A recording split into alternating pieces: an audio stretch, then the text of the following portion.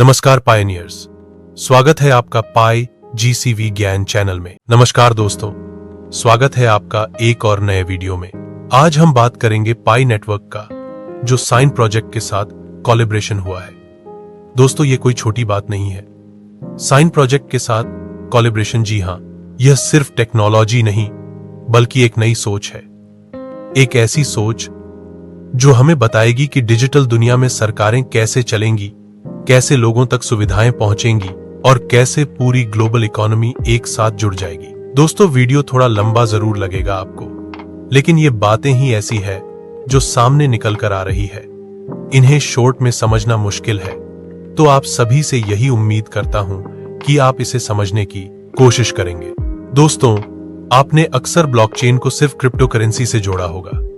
हम सोचते हैं कि ब्लॉकचेन मतलब बिटकॉइन, एथेरियम या फिर कोई और टोकन, लेकिन सच यह है कि ब्लॉकचेन की असली ताकत अभी दुनिया ने देखी ही नहीं है। अब सरकारें इस तकनीक को अपनाने की तैयारी कर रही हैं और यहीं से असली बदलाव शुरू होगा। सबसे पहले समझते हैं कि आखिर सरकारों को ब्लॉकचेन की जरूरत क्यों पड़ी। आज की सरकारें डिजिटल टेक्नोलॉजी का इस्तेमाल तो करती हैं, लेकिन पारंपरिक आईटी सिस्टम्स की अपनी सीमाएं हैं। पहला, सुरक्षा की समस्या। सेंट्रलाइज्ड सिस्टम्स अक्सर हैक हो जाते हैं, डेटा चोरी हो जाता है, लोगों की निजी जानकारी सुरक्षित नहीं रहती। दूसरा, पारदर्शिता की कमी। सरकारें चाहती तो हैं कि सिस्टम खुला हो, लेकिन असलियत में भ्रष्टाचार, फाइलों का खेल और बीच के दलाल सिस्टम को कमजोर बना देते हैं। तीसरा, धीमी प्रक्रिया। पासपोर्ट बनवाना हो, सब्सिडी लेनी हो या पेंशन, सब जगह महीनों की देरी। चौथा, नियंत्रण का सवाल। अगर सरकारें किसी विदेशी टेक्नोलॉजी पर पूरी तरह निर्भर हो जाएं, तो उनका अपना नियंत्रण कमजोर हो सकता है। पांचवा, प्राइवेसी का संकट। लोग चाहते हैं कि उनकी जानकारी सुरक्षित रहे, लेकिन सरकारें भी चाहती हैं कि पारदर्शिता बनी रहे। यह संतुलन बहुत मुश्किल है। यानी साफ है कि मौजूदा सिस्टम न तो पूरी तरह सुरक्षित है, न पारदर्शी, और न ही लोगों के भरोसे पर खरा उतरता है। अब सवाल है कि समाधान क्या है। यहीं आता है सिंग फ्रेमवर्क। सिंग फ्रेमवर्क को खास तौर पर इस तरह बनाया गया है कि यह सरकारों को ब्लॉकचेन का पूरा फायदा दे, लेकिन उनका नियंत्रण और संप्रभुता भी बनी रहे। इसे आप ऐसे समझिए, यह एक डिजिटल इंफ्रास्ट्रक्चर है जिसे 3 बड़े हिस्सों में बांटा गया है। ब्लॉकचेन इंफ्रास्ट्रक्चर यानी सरकारों का अपना ब्लॉकचेन। इसमें 2 मॉडल हैं, एक पब्लिक लेयर 2 चेन और एक private CBDC network. Public chain पारदर्शिता देती है और private chain privacy. Sign protocol, यह ऑन चेन आइडेंटिटी और अटेस्टेशन सिस्टम है। आपके आधार कार्ड से लेकर पासपोर्ट और यहां तक कि आपकी वोटिंग तक सब कुछ डिजिटल पहचान के रूप में सुरक्षित हो जाएगा। टोकन टेबल, सरकार का digital asset engine. Subsidies, pension, scholarship, health care benefits, सब सीधे ब्लॉकचेन से आपके खाते में आएंगे। कोई बिचौलिया नहीं, कोई देरी नहीं। मान लीजिए आपको सरकार से एक सब्सिडी मिलनी है। आज के सिस्टम में आपकी फाइल बनेगी, वो दफ्तर से बैंक जाएगी, बैंक से आपके खाते में। बीच में कई कदम और कई चक्कर लगेंगे, लेकिन टोकन टेबल के जरिए सरकार सीधे आपके डिजिटल वॉलेट में पैसे भेज देगी। सब कुछ ब्लॉकचेन पर दर्ज होगा, कोई घोटाला नहीं होगा और सबको साफ नजर आएगा कि किसको कितना मिला। या फिर सोचिए, आपको वोट देना है। अभी वोटिंग में गड़बड़ी, नकली वोट, बूथ कैप्चरिंग जैसी समस्याएं सामने आती हैं, लेकिन अगर वोटिंग ब्लॉकचेन पर हो तो आपका वोट सुरक्षित भी रहेगा और गिनती पूरी तरह पारदर्शी होगी। यानी ब्लॉकचेन सिर्फ क्रिप्टो का खेल नहीं है, यह असली बदलाव लाने वाला है। अब थोड़ा गहराई से समझते हैं कि इस फ्रेमवर्क की खासियतें क्या हैं। सरकार के पास रहेगा पूरा ऑपरेशनल कंट्रोल, मतलब चाहे ब्लॉकचेन कितना भी एडवांस्ड हो, अंतिम निर्णय सरकार का ही होगा। इसमें होंगे कस्टमाइजेशन के विकल्प। सरकार तय कर सकेगी कि किसे अनुमति मिले, किसे नहीं। मिलेगा ग्लोबल कनेक्शन, यानी जो एसेट सरकार बनाएगी वो दुनिया के अन्य ब्लॉकचेन और मुद्राओं से जुड़ सकेंगे। और सबसे बड़ी बात, इसमें प्राइवेसी और पारदर्शिता दोनों का संतुलन बना रहेगा। सॉवरेन ब्लॉकचेन इंफ्रास्ट्रक्चर क्या है? सरकार को ब्लॉकचेन चाहिए, लेकिन ऐसा ब्लॉकचेन जो सिर्फ क्रिप्टो ट्रेडिंग के लिए न हो, बल्कि सरकारी कामों के लिए बना हो। यानी इसमें होगी पारदर्शिता भी, सुरक्षा भी, और सबसे जरूरी बात, सरकार का अपना नियंत्रण। SIGN फ्रेमवर्क यहां दो अलग अलग रास्ते देता है। Public blockchain approach, sovereign layer 2 chain, और दूसरा है private blockchain approach, Hyperledger Fabric CBDC। दोनों को आप ऐसे समझिए, पब्लिक लेयर 2 चेन सरकार के उन कामों के लिए है जिन्हें पारदर्शी रखना जरूरी है, जैसे वोटिंग, डिजिटल रजिस्ट्री, संपत्ति के रिकॉर्ड, सब्सिडी या welfare distribution. Private CBDC network सरकार के उन कामों के लिए है जिन्हें पूरी तरह सुरक्षित और गुप्त रखना है, जैसे banking, monetary policy, interbank settlements और कॉन्फिडेंशियल ट्रांजैक्शंस। यानी यह एक तरह का डुअल पाथ आर्किटेक्चर है। सरकार चाहे तो दोनों का इस्तेमाल कर सकती है और चाहे तो किसी एक पर भी काम चला सकती है। अब बात करते हैं लेयर 2 सॉवरेन चेन की। आपने सुना होगा लेयर 2 स्केलिंग सॉल्यूशंस जैसे कि पॉलीगॉन, आर्बिट्रम, ऑप्टिमिज्म वगैरह। ये असल में इथीरियम जैसी बड़ी लेयर एक चेन पर काम करते हैं और ट्रांजैक्शंस को तेज और सस्ता बनाते हैं। ठीक उसी तरह सॉवरेन लेयर 2 चेन एक कस्टमाइजेबल चेन है जो किसी एस्टैब्लिश्ड पब्लिक लेयर एक ब्लॉकचेन पर बनी होती है। इसके फायदे सरकार को मिलता है ऑपरेशनल सॉवरेंटी, मतलब वो खुद तय करेगी कौन वैलिडेटर बनेगा, कितने सीक्वेंसर्स होंगे, ब्लॉक साइज कितना होगा, फीस कैसी होगी। इसमें होता है कस्टमाइजेबल कंप्लायंस फ्रेमवर्क, यानी सरकार चाहे तो KYC अनिवार्य कर सकती है, किसी एड्रेस को व्हाइट लिस्ट या ब्लैक लिस्ट कर सकती है। सिक्योरिटी का फायदा लेयर 1 से मिलता है, यानी लेयर 2 चेन भले सरकार की हो, लेकिन उसकी सुरक्षा इथीरियम जैसे एस्टैब्लिश्ड नेटवर्क पर टिकी होगी। इसमें बन सकते हैं नेशनल डिजिटल एसेट्स जैसे stable coin, tokenised land titles, business registries वगैरह। और सबसे बढ़िया बात, ग्लोबल कनेक्टिविटी। सरकार का बनाया स्टेबल कॉइन या टोकन सीधे इंटरनेशनल मार्केट में ब्रिज होकर ट्रेड किया जा सकता है। अब दोस्तों बात करते हैं इसके यूज केस की। नेशनल स्टेबल कॉइन और CBDC। सरकार अपना स्टेबल कॉइन लॉन्च कर सकती है जो आम नागरिकों के बीच यूज हो सके। एसेट टोकनाइजेशन, जमीन, सरकारी संपत्ति, खदाने और दूसरे नेशनल रिसोर्सेज को डिजिटल टोकन में बदला जा सकता है। पेमेंट सिस्टम्स, एक तेज और सुरक्षित national payment infrastructure, digital registries जैसे land records, business licences, certificates, सब ब्लॉकचेन पर। वोटिंग सिस्टम्स, सुरक्षित और पारदर्शी इलेक्ट्रॉनिक वोटिंग। अब बात करते हैं दूसरे रास्ते की, Hyperledger Fabric CBDC, central bank digital currency. यानी CBDC का नाम आपने सुना ही होगा। यह एक डिजिटल करेंसी है जो सीधे देश का केंद्रीय बैंक जारी करता है। लेकिन CBDC को पब्लिक ब्लॉकचेन पर डालना आसान नहीं है क्योंकि उसमें गोपनीयता की गारंटी नहीं होती। इसीलिए SIGN फ्रेमवर्क यहां लाता है हाइपरलेजर फैब्रिक आधारित प्राइवेट ब्लॉकचेन। यह एक परमिशन नेटवर्क है, यानी सिर्फ वही नोड्स जुड़ सकते हैं जिन्हें अनुमति मिली हो, जैसे केंद्रीय बैंक और कुछ चुने हुए कमर्शियल बैंक। इसमें होता है प्राइवेसी फर्स्ट डिजाइन, यानी ट्रांजैक्शंस प्राइवेट डेटा कलेक्शंस में होती हैं और सिर्फ संबंधित पक्ष ही देख सकते हैं। इसमें डुअल CBDC मॉडल है, होलसेल CBDC और retail CBDC। Wholesale CBDC interbank settlements के लिए है, यानी बैंकों के बीच बड़े ट्रांजैक्शन। रिटेल CBDC आम नागरिकों और व्यवसायों के रोजमर्रा के ट्रांजैक्शन के लिए है। इसमें बिल्ट इन होती हैं प्रोग्रामेबल फीचर्स, यानी सरकार चाहे तो कंडीशनल पेमेंट्स, सब्सिडीज या टैक्स रिबेट्स सीधे इसमें डाल सकती है। यह ISO 20022 स्टैंडर्ड्स को फॉलो करता है, जिससे इंटरनेशनल फाइनेंशियल सिस्टम से आसानी से जुड़ सकता है। सोचिए, सबसे ऊपर है सेंट्रल बैंक अथॉरिटी, यह पूरे नेटवर्क को नियंत्रित करता है। इसके नीचे हैं ऑर्डरर नोड्स जो राफ्ट कंसेंसस पर चलते हैं, फिर कमर्शियल बैंक्स पीयर नोड्स के रूप में काम करते हैं, और सबसे नीचे आते हैं नागरिक और व्यवसाय जो डिजिटल वॉलेट्स के जरिए ट्रांजैक्शंस करते हैं।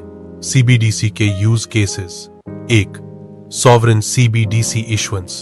सरकार अपना आधिकारिक डिजिटल करेंसी लॉन्च कर सकती है। 2.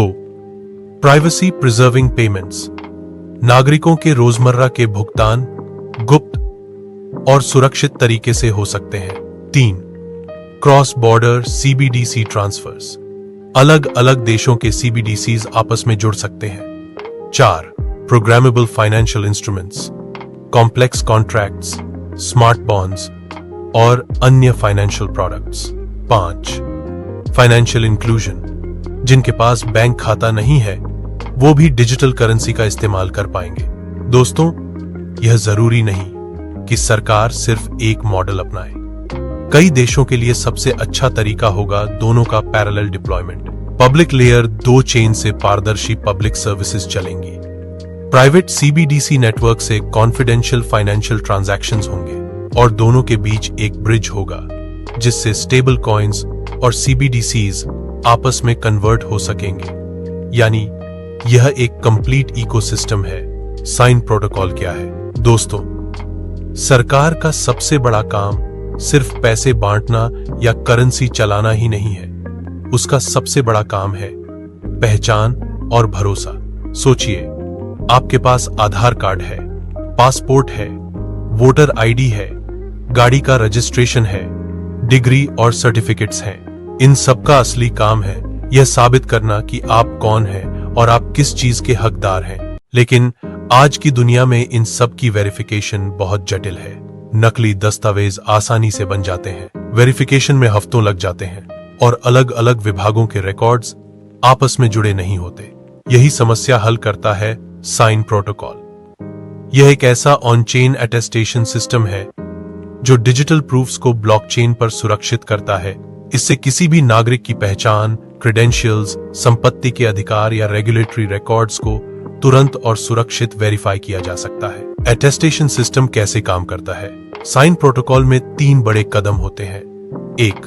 Attestation creation. ऑथराइज्ड एंटिटीज यानी सरकार या मान्यता प्राप्त संस्थान किसी नागरिक या संगठन के बारे में डिजिटल प्रूफ बनाते हैं। जैसे यह व्यक्ति अमुक यूनिवर्सिटी से ग्रेजुएट है या यह जमीन अमुक व्यक्ति के नाम है। 2. वेरिफिकेशन। कोई भी संस्था या व्यक्ति उस अटेस्टेशन को ब्लॉकचेन पर वेरीफाई कर सकता है बिना किसी इंटरमीडियरी के। 3. रेवोकेशन और एक्सपायरेशन। अगर कोई डॉक्यूमेंट एक्सपायर हो जाए या किसी क्रेडेंशियल को रद्द करना हो तो उसे ब्लॉकचेन पर रिवोक किया जा सकता है। इससे सिस्टम डायनामिक भी बनता है और हमेशा अपडेटेड भी रहता है। Cross chain identity integration. दोस्तों, साइन प्रोटोकॉल की सबसे बड़ी ताकत है कि यह पब्लिक और प्राइवेट दोनों ब्लॉकचेन इंफ्रास्ट्रक्चर से सीमलेसली जुड़ सकता है। मतलब, अगर आपकी आइडेंटिटी लेयर 2 सॉवरेन चेन पर बनी है तो आप पब्लिक सर्विसेज एक्सेस कर सकते हैं, और अगर वही आइडेंटिटी हाइपरलेजर फैब्रिक सीबीडीसी से जुड़ी है तो आप कॉन्फिडेंशियल फाइनेंशियल सर्विसेज का फायदा ले सकते हैं। यहां आते हैं जीरो नॉलेज प्रूफ्स। इनसे आप यह साबित कर सकते हैं कि आप एलिजिबल हैं बिना अपनी पूरी जानकारी डिस्क्लोज किए। जैसे, अगर आपको साबित करना है कि आप 18 साल से ऊपर हैं तो सिस्टम यह प्रूफ जनरेट करेगा, लेकिन आपकी पूरी जन्म तिथि रिवील नहीं होगी। आज की डिजिटल दुनिया में सबसे बड़ा खतरा है डेटा प्राइवेसी का। साइन प्रोटोकॉल इस समस्या को हल करता है। Selective disclosure. आप तय कर सकते हैं कि कौन सी जानकारी शेयर करनी है और कौन सी छुपानी है। अनलिंकेबिलिटी। कोई भी संस्था यह ट्रेस नहीं कर पाएगी कि आपने अपनी आइडेंटिटी कहां इस्तेमाल की।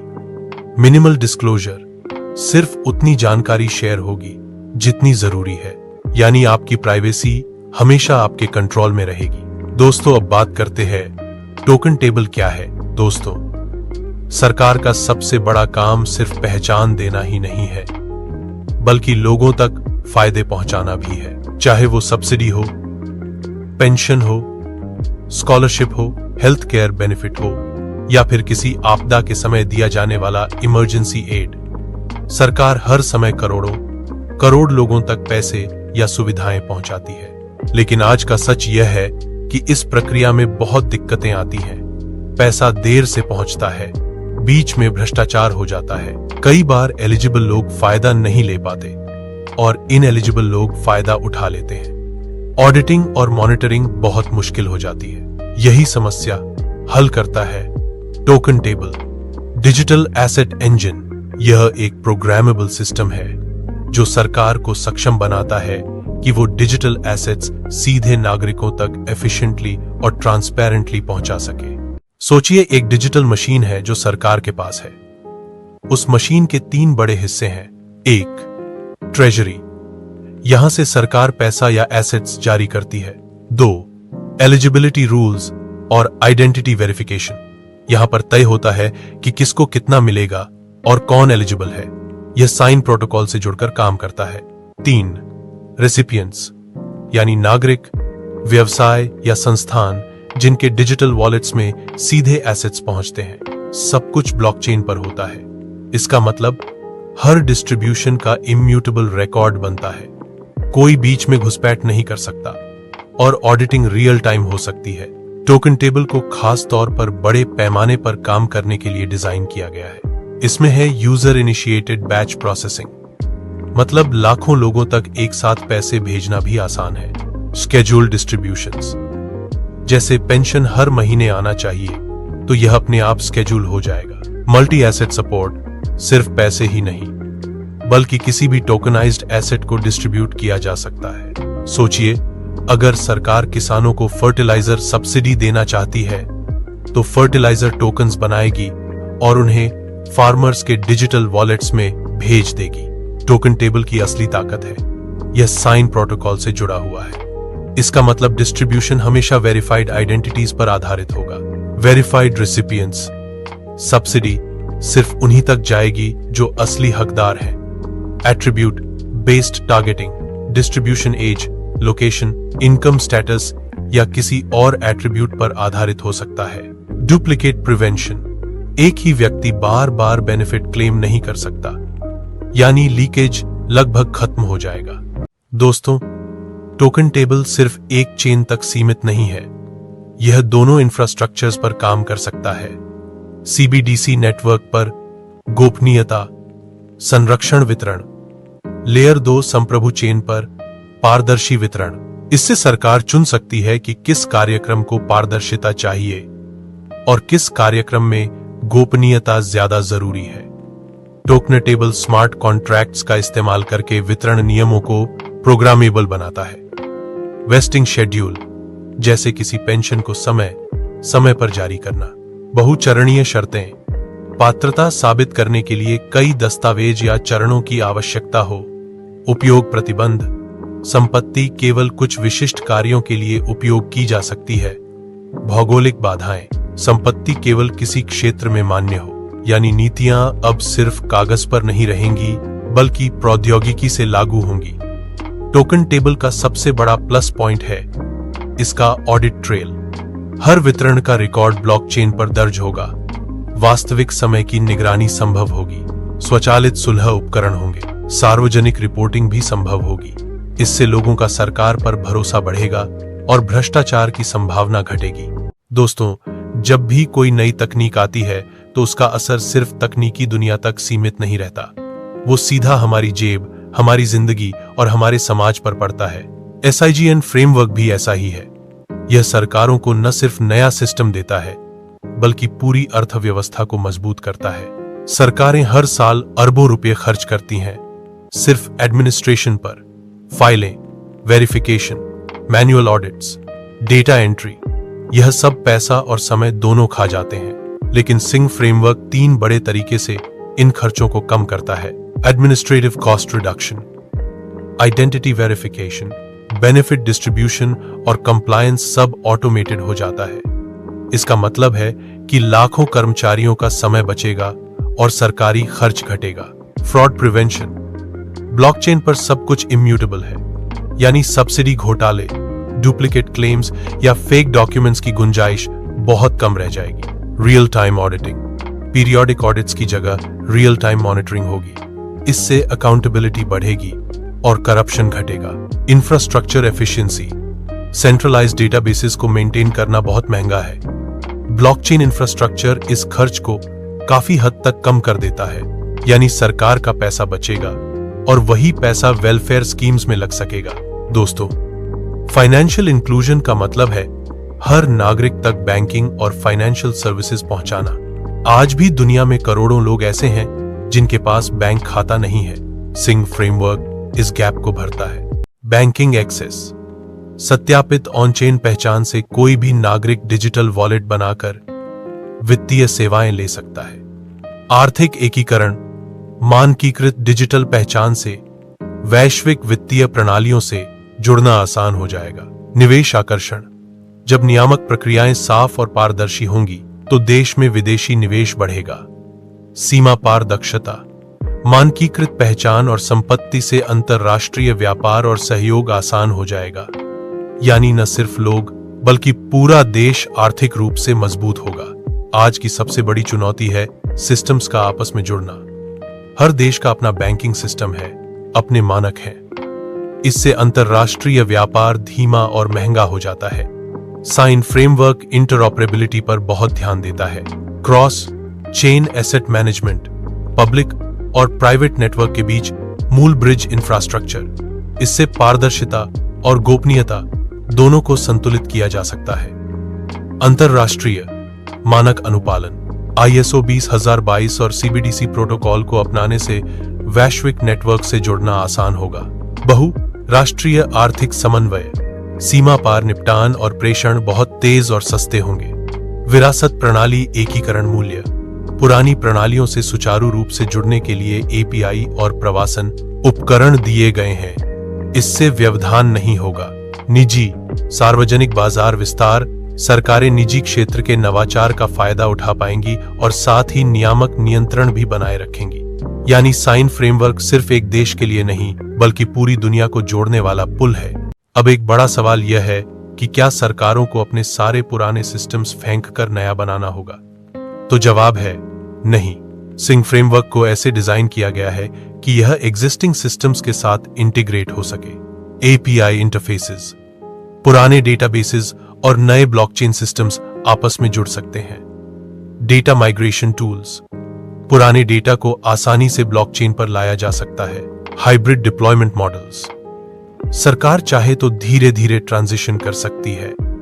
इससे डिजिटल ट्रांसफॉर्मेशन स्मूथ और कम खर्चीला होगा। दोस्तों, जब भी हम डिजिटल टेक्नोलॉजी की बात करते हैं तो सबसे बड़ा सवाल होता है सुरक्षा का। सिंह फ्रेमवर्क ने इस पर भी पूरा ध्यान दिया है। मल्टी लेयर सिक्योरिटी, हर लेयर पर सिक्योरिटी कंट्रोल्स, फॉर्मल वेरिफिकेशन और ऑडिट्स, क्रिटिकल कंपोनेंट्स का third party audit, bug bounty programs, security researchers को प्रोत्साहन कि वे वल्नरेबिलिटीज ढूंढें। इससे सिस्टम न सिर्फ एफिशिएंट बल्कि भरोसेमंद भी रहेगा। तो दोस्तों, हमने देखा कि SIGN फ्रेमवर्क का असर सिर्फ तकनीक तक सीमित नहीं है। यह सरकारों का खर्च घटाता है, लोगों को फाइनेंशियल इंक्लूजन देता है, ग्लोबल इकोनॉमी से कनेक्ट करता है, पुराने सिस्टम से जुड़ता है और सबसे बड़ी बात, सुरक्षा भी सुनिश्चित करता है। अब बारी है आखिरी सवाल की। सरकारें सिस्टम को लागू कैसे करेंगी और इसके लिए कैसा गवर्नेंस चाहिए होगा? सरकार चाहे तो इस पूरे सिस्टम को एक झटके में लागू कर सकती है, लेकिन प्रैक्टिकली यह सही तरीका नहीं होगा। इतना बड़ा बदलाव हमेशा फेज्ड इंप्लीमेंटेशन से ही सफल होता है। SIGN फ्रेमवर्क यहां एक 4 स्टेप रोड मैप सुझाता है। असेसमेंट और प्लानिंग, सबसे पहले सरकार को अपने एग्जिस्टिंग सिस्टम्स का इवैल्यूएशन करना होगा। कौन से विभाग ब्लॉकचेन रेडी हैं, कौन से डाटा सबसे ज्यादा क्रिटिकल हैं, कहां से शुरुआत करना आसान होगा, फिर उसके आधार पर डिप्लॉयमेंट स्ट्रैटेजी बनाई जाएगी। दूसरा कदम है छोटे स्तर पर शुरुआत करना। मान लीजिए सरकार सब्सिडी डिस्ट्रीब्यूशन या लैंड रिकॉर्ड्स मैनेजमेंट को पायलट प्रोजेक्ट के तौर पर ब्लॉकचेन पर डाल सकती है।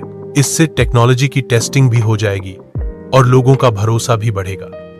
जब पायलट सफल हो जाए तो धीरे धीरे और डिपार्टमेंट्स को जोड़ा जाएगा, जैसे education credentials, health care benefits, business registrations वगैरह। इस तरह ब्लॉकचेन इकोसिस्टम धीरे धीरे बड़ा होता जाएगा। आखिर में पूरा गवर्नमेंट सर्विस इकोसिस्टम ब्लॉकचेन पर आ जाएगा। तब हर नागरिक की डिजिटल आइडेंटिटी, हर सब्सिडी, हर लाइसेंस और हर लेन देन ब्लॉकचेन पर होगा, यानी एक कंप्लीट सॉवरेन डिजिटल इंफ्रास्ट्रक्चर। अब बात करते हैं गवर्नेंस की। ब्लॉकचेन सिस्टम सिर्फ टेक्नोलॉजी नहीं होते, उन्हें सही गवर्नेंस मॉडल की भी जरूरत होती है। सिंग फ्रेमवर्क इसे 3 लेयर्स में बांटता है। टेक्निकल गवर्नेंस, यह वह हिस्सा है जहां सिस्टम अपग्रेड्स, सिक्योरिटी पैचेस और नए फीचर्स का मैनेजमेंट होता है। इसके लिए एक्सपर्ट कमिटीज और टेक्निकल बॉडीज की जरूरत होगी। ऑपरेशनल गवर्नेंस, यह डे टू डे ऑपरेशंस का हिस्सा है। कौन से वैलिडेटर्स एक्टिव होंगे, कौन सी सर्विसेज इंटीग्रेट होंगी, इमरजेंसी में क्या करना है, यह सब ऑपरेशनल क्या करना है गवर्नेंस तय करेगा। सबसे अहम लेयर यह तय करेगी कि ब्लॉकचेन कैपेबिलिटीज को किस तरह के पॉलिसीज से अलाइन करना है, जैसे privacy laws, financial regulations, international trade rules, यानी टेक्नोलॉजी हमेशा पॉलिसी के साथ बैलेंस में हो।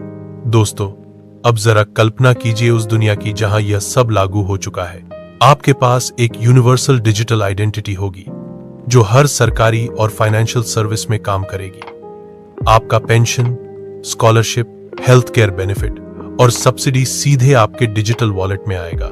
वोटिंग ब्लॉकचेन पर होगी, सुरक्षित, पारदर्शी और रिमोट एक्सेसिबल। जमीन, गाड़ी और इंटेलेक्चुअल प्रॉपर्टी सबका डिजिटल प्रूफ ब्लॉकचेन पर होगा।